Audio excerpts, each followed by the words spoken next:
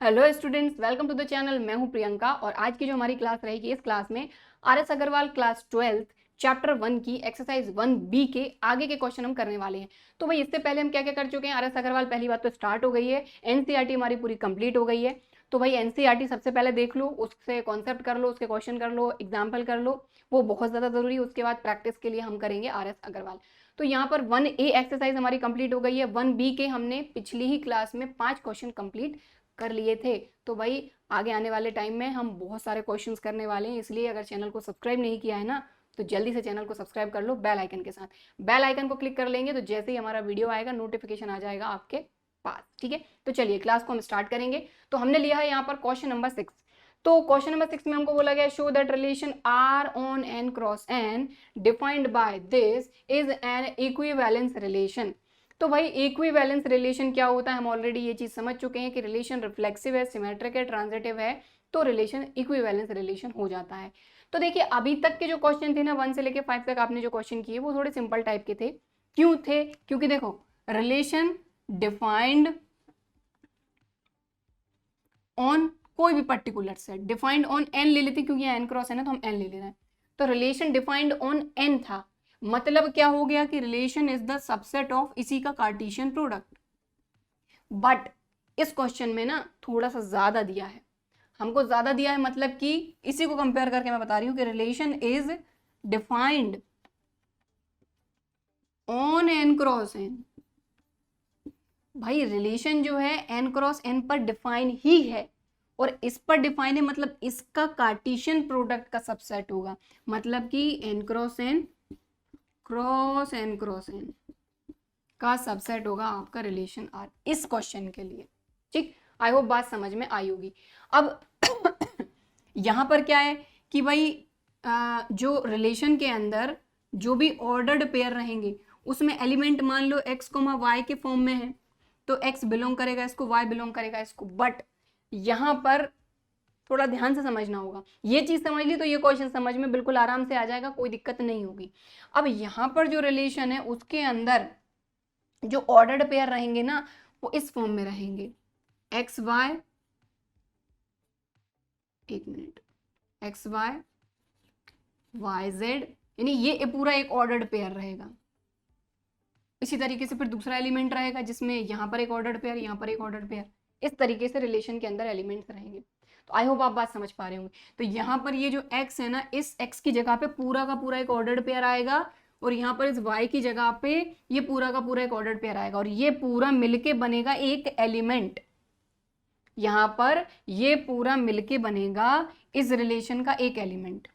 ठीक, clear? I hope बात समझ में आई होगी। तो इस तरीके से ये x इधर से बिलोंग करेगा, ये y इधर से बिलोंग करेगा, ये इधर से बिलोंग करेगा, और ये इधर से बिलोंग करेगा। तो ये एक एलिमेंट है रिलेशन का। अभी तक ऐसा एक एलिमेंट होता था रिलेशन का। ठीक है, और एक चीज और, अब रिलेशन को शो करने का थोड़ा यहाँ पर तरीका अलग चेंज किया गया है। अभी तक हम क्या करते थे कि x, y belongs to r, ये ऑर्डर्ड पेयर रिलेशन को बिलोंग कर रहा है, तो इसी को लिखने का दूसरा तरीका x रिलेटेड टू y। आप ऐसे भी लिख सकते हैं और ऐसे भी लिख सकते हैं। यहां पर इस क्वेश्चन में ये वाला जो तरीका है ये यूज किया गया है। ठीक है, कि x y का ऑर्डर्ड पेयर रिलेशन को बिलोंग कर रहा है, तो इसको आप ऐसे भी लिख सकते हो कि x related to y। Okay, अब यहां पर क्या है, ये पूरा का पूरा एक एलिमेंट, तो x y related to y z. ठीक, तो ये पूरा एक कोऑर्डिनेट है इस रिलेशन का, ये पूरा एक एलिमेंट है, इस एलिमेंट का ये एक्स कोऑर्डिनेट है और ये वाई कोऑर्डिनेट है। तो आई होप ये बात समझ में आई होगी। अब अपन चलते हैं क्वेश्चन पर। इसमें से अगर कुछ लग रहा है तो नोट कर सकते हैं, बाकी अगर यहाँ पर रख लिया है तो कोई जरूरत नहीं है उसको नोट करने की। ठीक है, तो अब करते हैं हम क्वेश्चन। तो यहाँ पर जो रिलेशन आर है is defined on N cross N. अभी तक एक सिंगल सेट होता था, लेकिन यहाँ पर सेट नहीं है, सेट का कार्टेशियन प्रोडक्ट पर हमारा रिलेशन डिफाइन है, मतलब R is the subset of. ठीक है, तो इसी तरीके से हमारा ऑर्डर्ड पेयर रहेगा। एक एलिमेंट यहाँ से रहेगा x, y, दूसरा एलिमेंट रहेगा y, z, या फिर जो भी रहेगा। ठीक है, चलो, तो यहाँ पर ये चीज ध्यान रखना है कि ये नेचुरल नंबर ही होने चाहिए जो भी हमारे रहेंगे। ठीक है, चलो। सो अब बात करते हैं, हमारा जो रिलेशन हमको दिया हुआ है, यहाँ पर क्या दिया हुआ है, A comma B related to C comma D. अब देखो इसी को दूसरे तरीके से हम कैसे लिखते हैं, जैसा अभी तक हम लिखते आए हैं, ये पूरा एक एलिमेंट है, बिलोंग्स टू आर, तो इसी को ऐसे भी लिख सकते हैं, a b comma c d belongs to R. ये पूरा एक एलिमेंट है, ये इसका एक्स कोऑर्डिनेट है, ये इसका वाई कोऑर्डिनेट है, ठीक है। तो देखिए हम ऐसे लिख के चलेंगे, तो यहाँ पर a B related to C d if and only if, कब, जब ए प्लस डी इक्वल हो बी प्लस सी के। ठीक है भाई, रिलेशन, इस कंडीशन को जब कोई भी एलिमेंट सेटिस्फाई करेंगे तभी वो रिलेशन को बिलोंग करेंगे। तो यहाँ पर इक्विवेलेंस रिलेशन पूछा है, मतलब रिलेशन रिफ्लेक्सिव, सिमेट्रिक, ट्रांजिटिव, तीनों हमको शो करना है। तो चलिए सबसे पहले रिफ्लेक्सिव की बात करते हैं। और एक चीज और देखो, यहां से यहां कैसे जाना, ये तो समझ में आ गया कि भाई पहला जो अपना रहेगा एलिमेंट, उसमें ए में डी ऐड करना है, यानी इसका पहला इसका दूसरा, और यहाँ पर इसका दूसरा इसका पहला, तो मिलेगा। लेकिन यहां से अगर यहां जाना है तो कैसे जाओगे, तो आप देखो ए बी कैसे आएगा, ए बी, ठीक है, इन दोनों को मिला के पहला हमारा ये एलिमेंट बनेगा। फिर सी डी, तो सी पहले है डी बाद में है, तो सी डी, तो ये सी पहले डी बाद में, इन दोनों से मिलके हमारा दूसरा एलिमेंट बनेगा। तो ये चीज हमको क्लियर होनी चाहिए। चलो अब बात करते हैं रिफ्लेक्सिव की। तो रिफ्लेक्सिव के लिए हम एक ही एलिमेंट लेते हैं, और यहां पर एक एलिमेंट एक ऑर्डर्ड पेयर के फॉर्म में है। तो यहां पर for all a B belongs to N cross N, बात समझ में आ रही है, क्लियर, ठीक है। ये हमारा एक एलिमेंट है, एक एलिमेंट है और एन क्रॉस एन पर हमारा रिलेशन डिफाइन है। तो ए भी एक नेचुरल नंबर है, बी भी एक नेचुरल नंबर, ठीक है।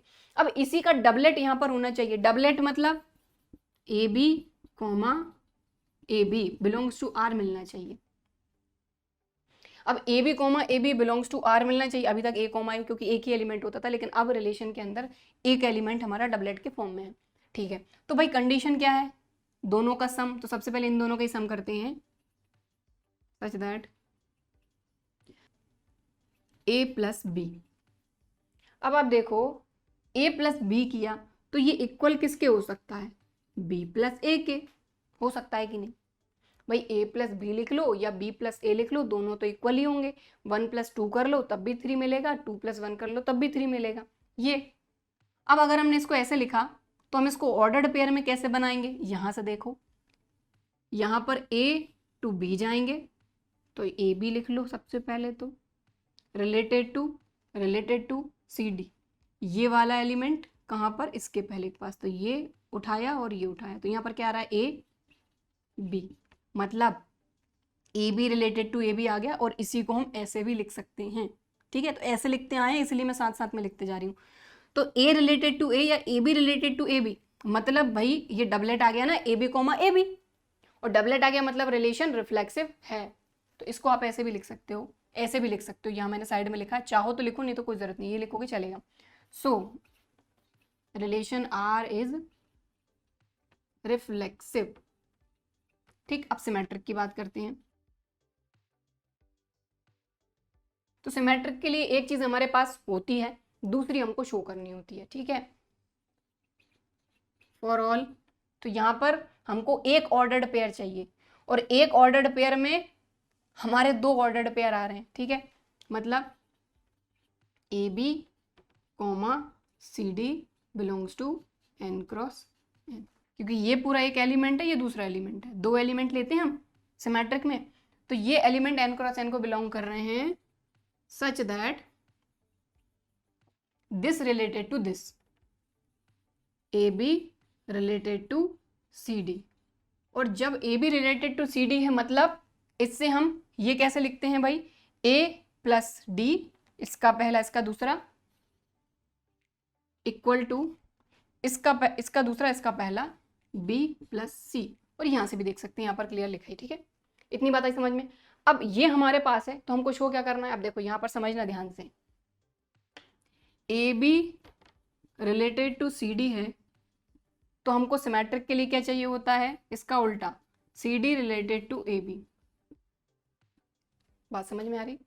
ठीक भाई, सिंपल में हम कैसे करते थे कि ए बी अगर बिलोंग्स टू आर है तो B A belongs to R चाहिए, लेकिन यहाँ पर ऑर्डर्ड पेयर के फॉर्म में हमारा एक एलिमेंट है, तो A B related to C d है तो c D related to A B, अगर ये हमने प्रूव कर दिया तो रिलेशन सिमेट्रिक हो जाएगा। तो देखिए इसको ऑब्वियसली यहीं से करेंगे। तो सबसे पहली चीज़ तो A plus D equal to B plus C है, तो क्या B plus C equal to A plus D नहीं होगा? इसको यहाँ लिख दिया, इसको यहाँ लिख दिया, और कुछ नहीं किया ना भाई, ये इसके इक्वल है तो ऑब्वियसली इसको यहाँ और इसको यहाँ लिख सकते हैं ना, लिख दिया, ठीक है। अब हमको चाहिए क्या, c D related to A b. तो आप देखो इसको क्या, बी प्लस सी को क्या सी प्लस बी लिख सकते हैं, बी प्लस सी या सी प्लस बी, बात तो एक ही है, 1 प्लस 2 या 2 प्लस 1, बात तो एक ही है। तो हम क्या कर रहे हैं, सिर्फ बी प्लस सी को हमने लिख दिया सी प्लस बी, और ए प्लस डी को हमने लिख दिया डी प्लस ए। कोई दिक्कत? अब आप देखो ये वो चीज आई है जिससे हमारा ये काम बन सकता है। तो आप देखो अब इससे ये कैसे बनाते हैं, मैंने यहीं पर आपको बताया कि ये वाला एलिमेंट, ये ए और ये इसका पहला, ठीक, इसका पहला, इसका पहला, तो सी डी रिलेटेड टू, कहाँ से उठाएंगे, यहाँ से, ठीक, सॉरी यहाँ पर हमारी डेफिनेशन, खैर यहाँ से भी समझेंगे तब भी कोई दिक्कत नहीं। तो हमने किसको उठाया, ए बी, इसका पहला, इसका भी पहला, इसका पहला, इसका भी पहला, ठीक। फिर यहाँ से उल्टा जाते हैं, बस इसी का ध्यान रखना, सी डी यानी इसका दूसरा, इसका पहला, इसका दूसरा है ए, इसका पहला है बी। तो आप देखो क्या ये आ गया, आ गया ना, बस बात खत्म कि A B related to C D related to A B, मतलब रिलेशन आर इज सिमेट्रिक। तो इस चीज को मैं यही लिख देती हूं, तो आर इज सिमेट्रिक, ठीक है। आपको थोड़ा नीचे लिखना है इसके बाद, है ना। अब ट्रांजिटिव की बात करते हैं। तो ट्रांजिटिव में अपने को 3 एलिमेंट चाहिए, पहला ए बी हो गया, c d e f belongs to N cross N, ठीक। तो यहाँ पर हर एक एलिमेंट एक ऑर्डर्ड पेयर के फॉर्म में है, ठीक है। तो this related to this, a B related to C d. और ट्रांजिटिव में क्या होता है कि भाई जिस पर एंड हो रहा है उसी पे स्टार्ट होना चाहिए, मतलब ये सी डी यहाँ आएगा, C D related to E F. अब इसका मतलब क्या है, तो A plus D equal to B plus C, यहीं से देखो ना, देखो मैंने सिंगल सिंगल लाइन लगाई है नीचे, ए में डी ऐड करना है, बी में सी ऐड करना है, फिर यहाँ से यहाँ कैसे जाना है, इसके लिए देखो इसका पहला, इसका पहला, तो ए कॉमा बी, और यहाँ से जाना फिर सी कॉमा डी, ठीक। इसका क्या मतलब हुआ, C plus F equal to D plus E. तो ये दोनों चीजें हमारे पास हैं, तीसरी चीज हमको शो करनी पड़ेगी तभी जाके ये रिलेशन ट्रांजिटिव होगा। तो देखो थोड़ा सा समझते हैं अपन, A B related to C D and, ये स्लैश लगा रही हूं मैं, चलो एंड लगा लेते हैं, and C D related to E F. तो ट्रांजिटिव में हम क्या करते हैं, सेम वाला होता है उसको हटाओ, हमको चाहिए a B related to E f, ठीक। क्या चाहिए हमको, a B related to E f, इसको हटा देते हैं, a B related to E F. अब आप एक चीज देखें, जो चीज ऑब्वियसली हमारे पास है उसी से हमको काम करना होगा, तो इसको दे दो इक्वेशन नंबर 1, इसको दे दो 2, और दोनों इक्वेशन को आप ऐड कर दो, ठीक। तो adding equation first and second, क्योंकि इससे अपना काम बनते दिख रहा है। तो हमने LHS में LHS ऐड करेंगे, तो ये हो गया a plus D plus C plus F equal to यहाँ हो जाएगा B plus C plus D plus E. अब आप देखो कैंसिल हो रहा है कुछ, सी से सी कैंसिल हो गया, डी से डी कैंसिल हो, क्योंकि वैसे भी उस तरफ जाते तो नेगेटिव हो जाते, तो कैंसिल तो होना ही था। अब बचा क्या, बचा क्या यहाँ पर, बचा A plus F equal to B plus E. और आप देखो कि अगर इनसे हमको पेयर बनाना है ऐसा, तो कैसे बनाएंगे, हमको चाहिए, इसको हटा देती हूँ मैं। तो अब यहाँ से ऑर्डर्ड पेयर में कैसे जाएंगे, तो देखो कैसे जाते हैं, ए बी, ये ए बी, तो ए बी रिलेटेड टू, फिर यहाँ से स्टार्ट करते हैं ई एफ, और यही तो चाहिए था अपने को, a B related to E f, मतलब रिलेशन ट्रांजिटिव है। तो यहाँ पर आप देखेंगे रिलेशन रिफ्लेक्सिव भी है, सिमेट्रिक भी है, ट्रांजिटिव भी है, मतलब रिलेशन हमने यहाँ पर शो कर दिया कि ये रिलेशन इक्विवेलेंस रिलेशन है। तो यहाँ पर लिखेंगे कि since R is reflexive, symmetric and transitive, so therefore R is an equivalence relation। खत्म, ठीक है। तो आई नो कि इस क्वेश्चन में थोड़ा सा टाइम लगा, लेकिन ये क्वेश्चन थोड़ा सा अभी तक के क्वेश्चन से अलग था, इसलिए टाइम तो लेना ही था, ठीक है। जब आप खुद से इस क्वेश्चन को करेंगे तो इतना टाइम नहीं लगेगा, क्योंकि यहाँ पर हमने इस तरह का क्वेश्चन थोड़ा सा पहली बार देखा, तो ऑब्वियसली समझने में थोड़ा टाइम तो लगेगा, ठीक है। तो ये हो गया आपका क्वेश्चन नंबर 6 कंप्लीट। इसको नोट कर लीजिए बिल्कुल अच्छे से, वीडियो को पॉज करके। अब हम देखेंगे नेक्स्ट क्वेश्चन। सो अपना नेक्स्ट क्वेश्चन है क्वेश्चन नंबर 7। तो क्वेश्चन नंबर 7 में क्या बोला गया है, let S be the set of all real numbers. तो यहाँ पर हमको एक सेट एस दिया गया है, और ये जो सेट एस है ना, इसमें ऑल रियल नंबर्स हैं, set of all real numbers, set of all real numbers. तो भाई जब भी रियल नंबर्स आ गए हैं तो थोड़ा सा सावधान हो जाएं, क्योंकि बहुत सारे नंबर होते हैं इसके अंदर, ठीक है। चलिए, अब इसके बाद बोला गया लेट आर, रिलेशन कुछ इस तरीके से डिफाइन है, तो रिलेशन को भी यहाँ पर लिख लेते हैं कि आर इक्वल टू, रिलेशन इस तरीके से डिफाइन है कि ए कोमा बी जो है such that a comma b belongs to S, यानी कि रिलेशन के अंदर जो ऑर्डर्ड पेयर है उनके जो एलिमेंट है ना, ये अपने सेट एस से बिलोंग कर रहे हैं, मतलब कि ये रियल नंबर्स है, कहने का मतलब ये है, ठीक है। एंड ये है A equal to plus minus B, ठीक है। और बोला गया show that R is an equivalence relation on S, जो रिलेशन आर है ना, ये इक्विवेलेंस रिलेशन है ऑन एस, यानी रिलेशन आर जो है सेट एस पर डिफाइन है, ठीक है। तो भाई यहाँ पर कई बार रिलेशन ये दिया गया है। अब रिलेशन जो है ये इस तरीके से डिफाइन किया गया है कि ए जो है इक्वल होना चाहिए प्लस माइनस बी के। तो प्लस माइनस से कुछ याद आया, प्लस माइनस कब आता है, जब बी से रूट हटेगा, तभी तो प्लस माइनस बी आएगा, ठीक है। यहाँ ए है, बी पे प्लस माइनस कब आएगा, और बी है तो ऑब्वियसली इसके अंदर ये स्क्वायर रहा होगा। बात समझ में आ रही, इसको हम थोड़ा सा चेंज कर रहे हैं ताकि थोड़ा सा सॉल्व करने लायक ये हो जाए, ठीक है। तो हम A equal to plus minus B कब होगा, पहली बात तो ये बी पे स्क्वायर लगा हो और इस पे रूट लगा होगा, तभी तो जाके ये बाहर आएगा, तो प्लस माइनस बी के फॉर्म में आएगा कि नहीं आएगा, ये बताइए पहले। इतनी बात क्लियर हो गई। अब इसी के आगे हम सॉल्व कर रहे हैं, तो इसको, अब इसको अगर देखा जाए, यहाँ लिखते हैं A equal to plus minus B, ठीक है। तो इस तरह चेंज कर लिया।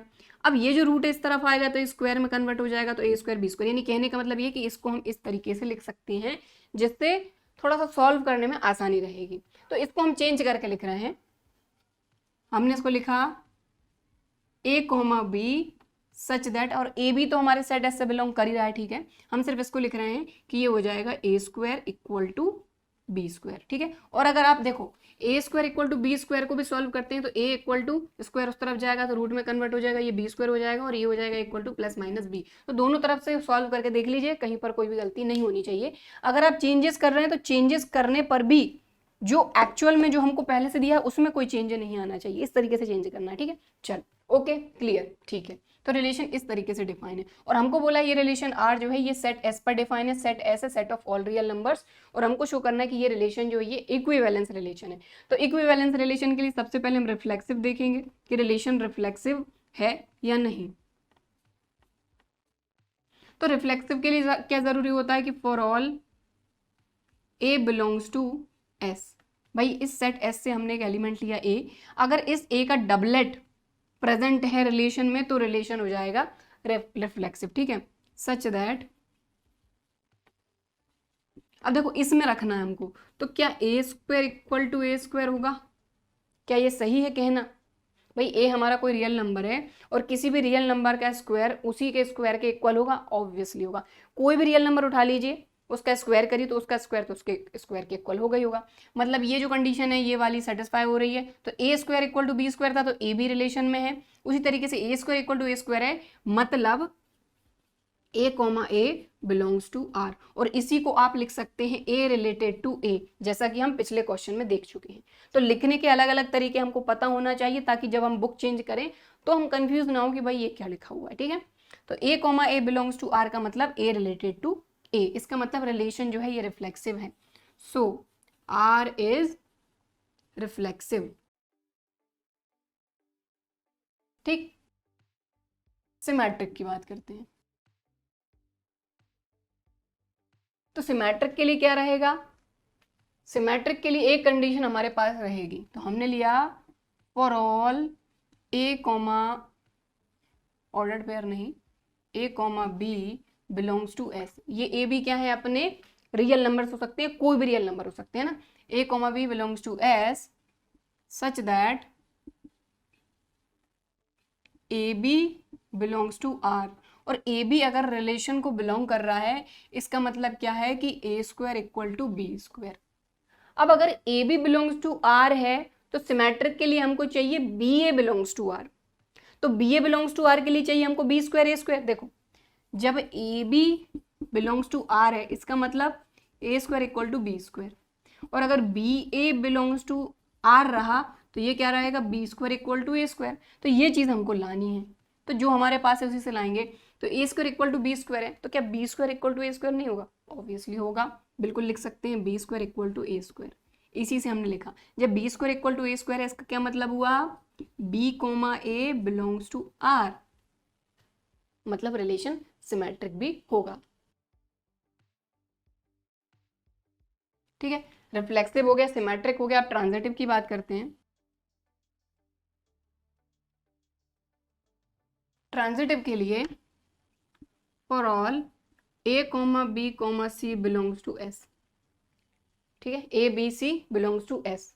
इसके लिए क्या रहेगा? दो चीजें पहले से रहेंगी हमारे पास, A B belongs to R, B C belongs to R.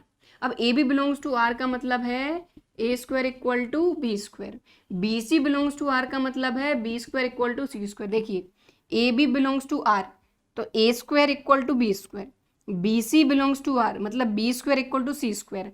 अब हमको चाहिए क्या कि ये जो सेम वाले हैं अगर इनको हटा दिया जाए तो बच कौन रहा है? ए और सी, तो ए सी बिलोंग्स टू आर चाहिए हमको। तो आप खुद देखें कि ए स्क्वायर बी स्क्वायर के इक्वल है, बी स्क्वायर सी स्क्वायर के इक्वल है। जब बी स्क्वायर के इक्वल ए स्क्वायर है, बी स्क्वायर के इक्वल सी स्क्वायर है, तो A square C square equal obviously होंगे, इन्हीं से देख के पता चल रहा है। तो फ्रॉम फर्स्ट और second, from first and second, first और सेकंड से हमने क्या देखा कि A square equal to C square. अब जब A square C square equal है इसका क्या मतलब हुआ? A comma C belongs to R, तो A B belongs to R, B C belongs to R, then A C belongs to R, मतलब relation transitive भी है। और रिलेशन रिफ्लेक्सिव है, सिमेट्रिक है, ट्रांजिटिव है, मतलब इक्विवेलेंस रिलेशन, तो ये होगा ही होगा। तो लास्ट में आपको लिखना है कि since relation is reflexive, symmetric and transitive, so relation R is an equivalence relation, right. तो ये आखिर में लिखना है। तो क्वेश्चन नंबर 7 हमारा कंप्लीट हो गया, इसको नोट कर लो आप वीडियो को पॉज करके। अब हम देखेंगे इसका नेक्स्ट क्वेश्चन, क्वेश्चन नंबर 8। तो जो हमारा नेक्स्ट क्वेश्चन है क्वेश्चन नंबर 8, वो भी बड़ा ही सिंपल सा क्वेश्चन है। हमको यहाँ पर बोला गया है let S be the set of all points in a plane. यहाँ पर जो सेट दिया गया है एस, जिस पर रिलेशन डिफाइन है, ये वर्ड्स को आपको समझना होगा। अगर ये वर्ड्स आप समझ गए ना तो कोई भी क्वेश्चन करने में आपको कोई भी परेशानी, कोई भी दिक्कत नहीं होगी। तो जो एस सेट है उस पर हमारा रिलेशन आर जो है वो डिफाइन है, पहली चीज क्लियर हो गई। अब हमको आगे ये बोला गया है कि जो रिलेशन है वो इस तरीके से डिफाइन है कि ए कॉमा बी, अब देखिए कैपिटल ए कैपिटल बी का यूज किया गया है, तो A comma B such that D A B less than 2 units. अब डी ए बी का मतलब क्या है? तो यहाँ पर लिखा है कि where d A B, DAB का मतलब distance between points A and B। A और B पॉइंट जो रहेंगे इन्हीं के बीच की जो डिस्टेंस है उसको DAB शो कर रहा है, ठीक है। तो जो रिलेशन है वो इस तरीके से डिफाइन है कि distance between A and B is less than 2 unit, यानी कि जो भी दो पॉइंट हैं जिनके बीच की डिस्टेंस जो है ये 2 यूनिट से कम है वही इस रिलेशन के अंदर आएंगे। ओके, और जो सेट एस दिया गया है ना वो set of all points in a plane, यानी एक प्लेन में जितने सारे पॉइंट्स हैं उन सारे पॉइंट्स का सेट है एस। तो चलिए करते हैं, आगे बोला गया हमको कि show that relation R is reflexive symmetric but not transitive, यानी कि यहाँ पर हमको बोला गया कि ये शो करो कि रिलेशन रिफ्लेक्सिव सिमेट्रिक तो है लेकिन ट्रांजिटिव नहीं है। चलिए, तो सबसे पहले जो सेट जिस सेट पर रिलेशन डिफाइन है वो है सेट ऑफ ऑल पॉइंट्स। इसके अंदर पॉइंट्स है ना, पॉइंट्स का सेट है ये, पॉइंट्स इन अ प्लेन, ठीक है।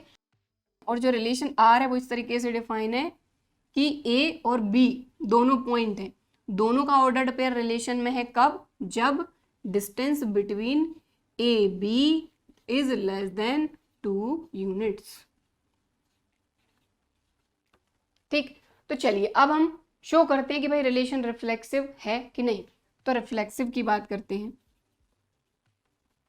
तो रिफ्लेक्सिव में हम क्या करते हैं भाई, कोई एक पॉइंट ही लेंगे, इस सेट से कोई एक पॉइंट लेंगे, तो फॉर ऑल और कैपिटल लेटर लेंगे क्योंकि पॉइंट जो है कैपिटल लेटर से शो कर रहे हैं, ए बिलोंग्स टू एस और डिस्टेंस बिटवीन ए टू ए। तो भाई आप एक चीज़ बताओ, हम किसी पॉइंट पर खड़े हैं और उस पॉइंट से अगर हम चलते ही नहीं हैं तो ऑब्वियसली हम डिस्टेंस कितनी कवर करेंगे, 0। तो ए पॉइंट से जो डिस्टेंस रहेगी वो क्या रहेगी, 0।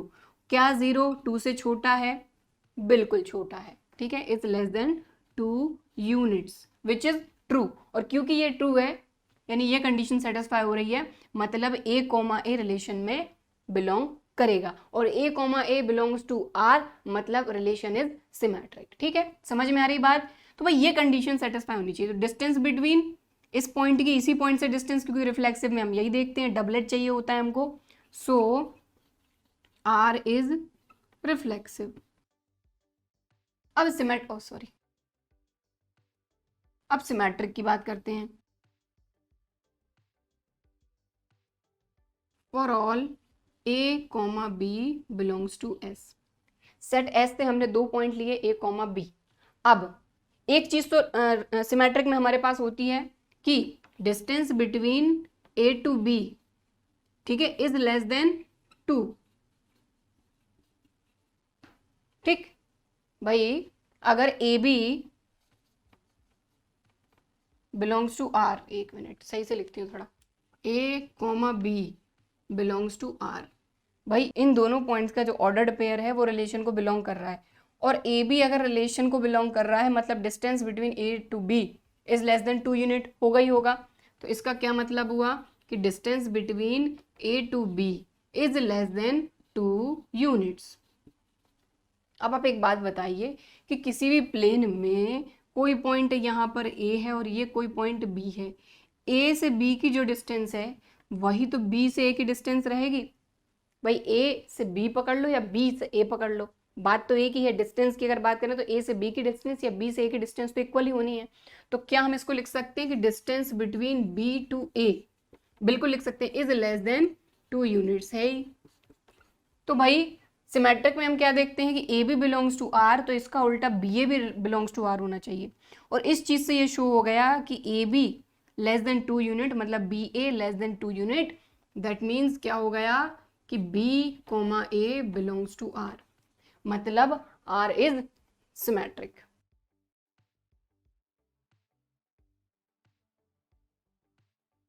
तो यहाँ पर 2 चीजें हमको बोली गई थी कि रिलेशन जो है ये रिफ्लेक्सिव है सिमेट्रिक है, तो रिफ्लेक्सिव भी है सिमेट्रिक भी है, और बोला है कि ये ट्रांजिटिव नहीं है। तो चलो देखते हैं ट्रांजिटिविटी।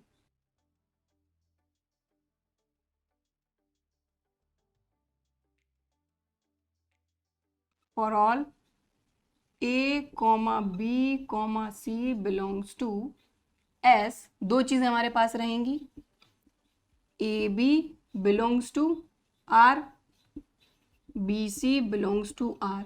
अब A B belongs to R का मतलब है कि distance between A to B और distance between B to C जो है ये 2 यूनिट से छोटा है। 2 लिख देती हूँ मैं यहाँ पर क्योंकि पूरा बन नहीं रहा है, ठीक है, 2 यूनिट्स, चलो छोटा सा लिख देती हूँ, ठीक है।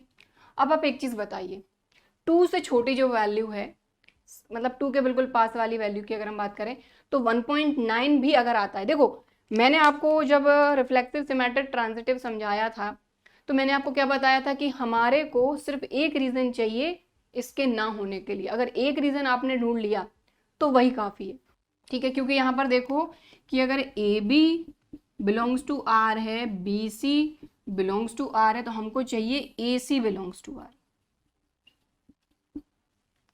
ए सी बिलोंग्स टू आर मतलब ए से सी तक की डिस्टेंस।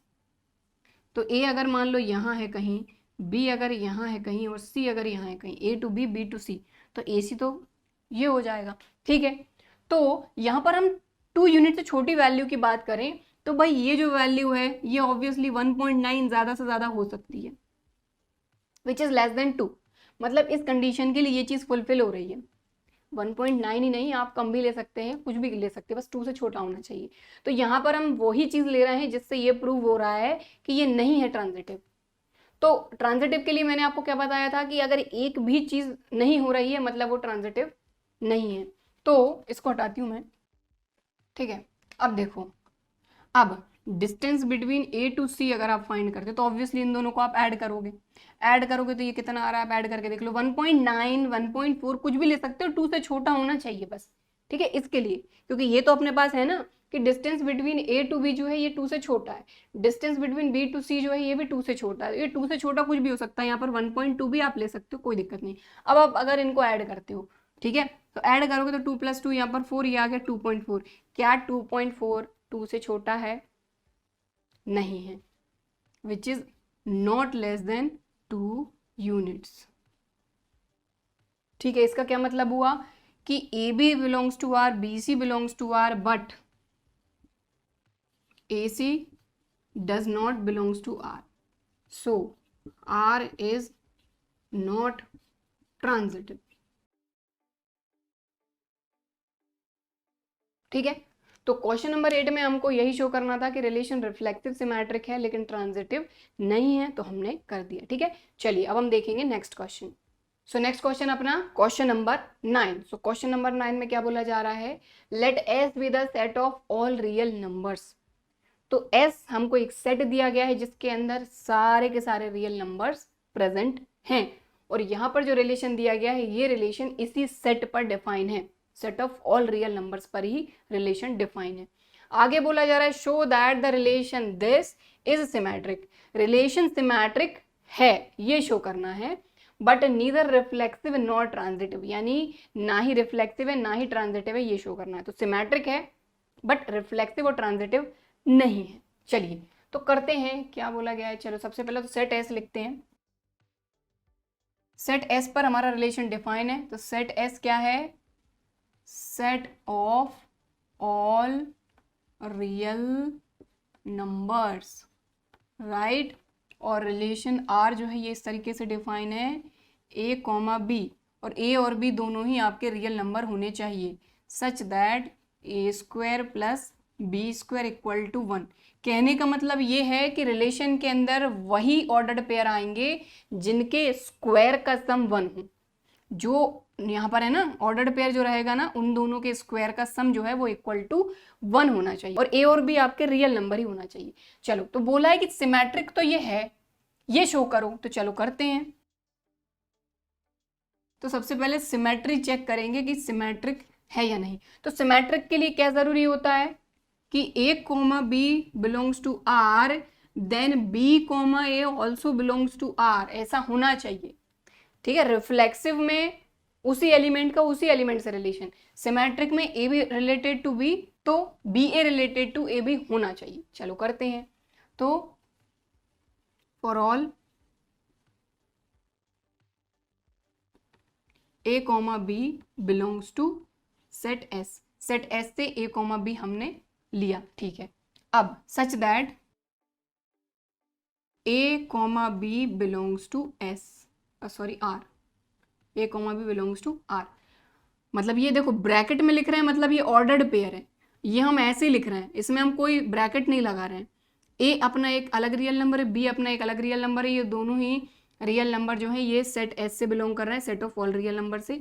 अब ऑर्डर्ड पेयर जो है अगर रिलेशन में है तो बी ए भी रिलेशन में होना चाहिए, तभी ये आपका सिमेट्रिक होगा। तो A B belongs to R का मतलब क्या हुआ, यहाँ पर दिया हुआ है कि A square plus B square equal to 1। A B belongs to R है तो A square plus B square equal to 1 तो होगा ही होगा, लेकिन हमको चाहिए B A belongs to R, और B A belongs to R के लिए हमको चाहिए B square plus A square equal to 1। तो अब आप एक बात बताओ, आप A square plus B square लिख लो या B square plus A square लिख लो, 1 तो आना ही है, सिंपल। और जब B square plus A square 1 आ गया मतलब B comma A belongs to R, तो A B belongs to R है, B A belongs to R है, मतलब रिलेशन सिमेट्रिक है।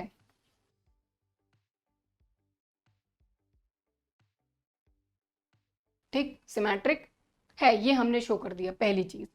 अब बोला है कि नीदर रिफ्लेक्सिव नॉट ट्रांजिटिव, यानी रिफ्लेक्सिव भी नहीं है ट्रांजिटिव भी नहीं है। चलो करते हैं।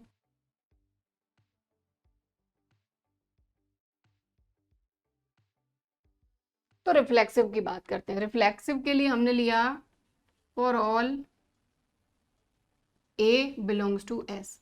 अब ये ए जो है ये अपना कोई भी रियल नंबर हो सकता है।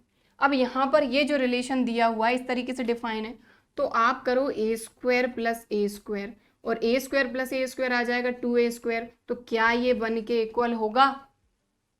होगा क्या? नहीं होगा, क्योंकि ऑलरेडी यहाँ 2 का मल्टीप्लाई है, तो ये कोई भी नंबर आपका रहेगा ये 1 के इक्वल तो नहीं होगा। लेकिन कंडीशन यही है कि अगर ए स्क्वायर प्लस बी स्क्वायर यानी कि A square plus A square reflexive के लिए इक्वल टू 1 रहेगा तभी ये रिलेशन में होगा। मतलब कि ए कॉमा ए रिलेशन में नहीं है, मतलब रिलेशन रिफ्लेक्सिव नहीं है। तो आप चाहो तो यहाँ पर ए बिलोंग्स टू एस करा, यहाँ पर कोई भी आप रियल नंबर ले लो, और ऐसे भी अगर आपको समझना है तो कोई भी रियल नंबर लो, उस रियल नंबर को, कोई भी रियल नंबर, मान लो हमने लिया -1, तो -1 एक रियल नंबर है, तो -1 का स्क्वायर प्लस -1 का स्क्वायर आप कर लो, तो ये कितना आएगा? 1 का स्क्वायर 1 + 1, ये आपका 2 आ गया। इसके अलावा कोई और रियल नंबर उठा लो, आपने उठाया √3 उठाया, तो √3 का आप स्क्वायर करके आप ऐड कर दो।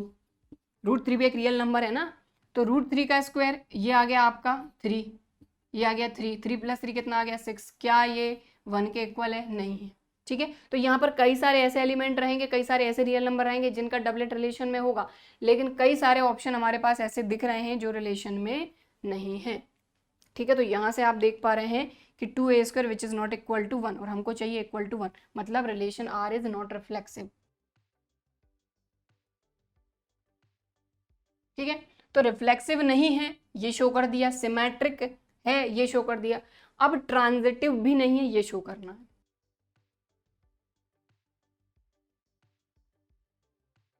तो ट्रांजिटिव के लिए हम लेंगे A B C, 3 real number ले लेते हैं। तो A comma B comma C belongs to set S, जो कि है set of all real numbers. अब ट्रांजिटिव में 2 चीज़ें हमारे पास होती हैं, A comma B belongs to R, B comma C belongs to R. Obviously transitive में जिस पर एंड होता है उसी पे स्टार्ट होना चाहिए। इसका क्या मतलब हुआ अपना कि A square plus B square equal to 1, और इसका मतलब हुआ B square plus C square equal to 1। हमको चाहिए क्या? सबसे पहले हम वो देखें, यहाँ पर देखो a B belongs to R and b C belongs to R, ये बी पे एंड हो रहा है, ये बी पे स्टार्ट हो रहा है, तो क्या चाहिए हमको? ए सी बिलोंग्स टू आर।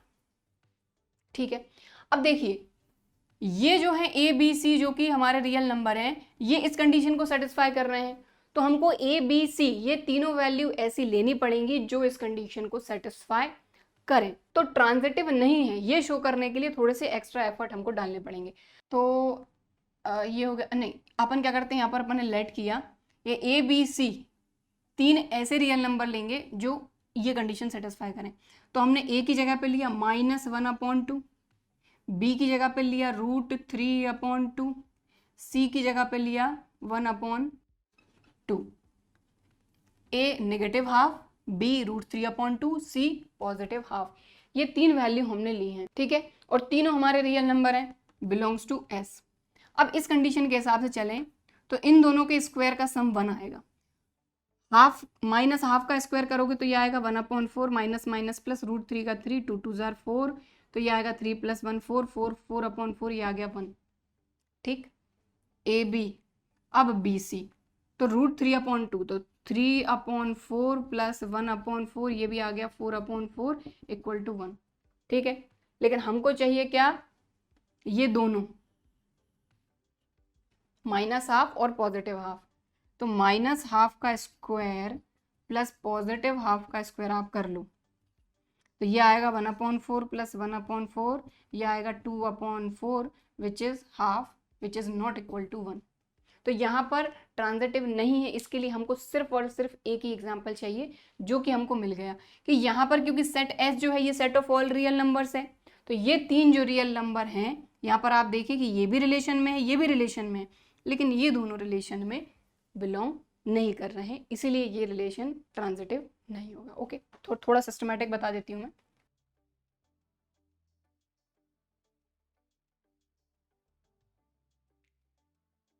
तो इसी तरीके से लिख देते हैं अपन कि -1/2 कॉमा √3/2 बिलोंग्स टू आर। इसका क्या मतलब हुआ कि माइनस हाफ का square minus minus plus half का स्क्वायर 1/4, √3/2 का स्क्वायर 3/4, तो ये हो जाएगा 4/4 यानी कि 1 आ रहा है, ठीक है।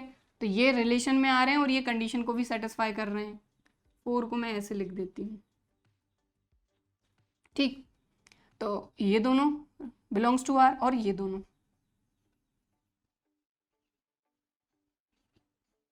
Belongs to are. देखो जिस पे एंड हो रहा है उसी पे स्टार्ट होना चाहिए, यही ट्रांजिटिव कहता है, ठीक है। तो √3/2 का स्क्वायर 3/4 प्लस 1/2 का स्क्वायर 1/4, ये आ जाएगा आपका 1, ठीक है। मतलब this belongs to R, this belongs to R, but हमको चाहिए ये दोनों, तभी ट्रांजिटिव होगा। तो देख लो आप, then -1/2 comma half belongs to R, तभी होगा इफ एंड ओनली इफ -1/2 का स्क्वायर करोगे तो 1/4, हाफ का स्क्वायर करोगे तो 1/4, ये आ रहा है आपका 2/4 यानी कि 1/2 which is not equal to 1। हमको चाहिए स्क्वायर का सम 1, जो कि नहीं आ रहा है, मतलब ये रिलेशन में बिलोंग नहीं कर रहा है, ठीक। मतलब क्या हुआ, relation R is not transitive, ठीक है। तो इस क्वेश्चन में हमको बोला था कि रिलेशन सिमेट्रिक है, शो करो, कर दिया। रिफ्लेक्सिव नहीं है, शो कर दिया। ट्रांजिटिव नहीं है, शो कर दिया, ठीक है, क्लियर। तो क्वेश्चन नंबर 9 हमारा कंप्लीट हो गया है और आज की क्लास में हम यही 4 क्वेश्चन हमारे करेंगे।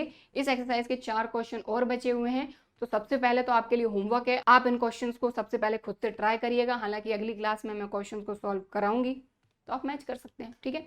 सो आई होप कि आज की क्लास में जो हमने क्वेश्चन किए हैं ये आपको समझ में भी आए होंगे, वीडियो भी पसंद आया होगा। वीडियो पसंद आया है तो लाइक ज़रूर करना है और चैनल को सब्सक्राइब नहीं किया है तो सब्सक्राइब करना है, और भाई शेयर करो ज़रा वीडियो को, ठीक है। चलिए फिर मिलते हैं अगले वीडियो में, तब तक के लिए बाय एंड थैंक यू।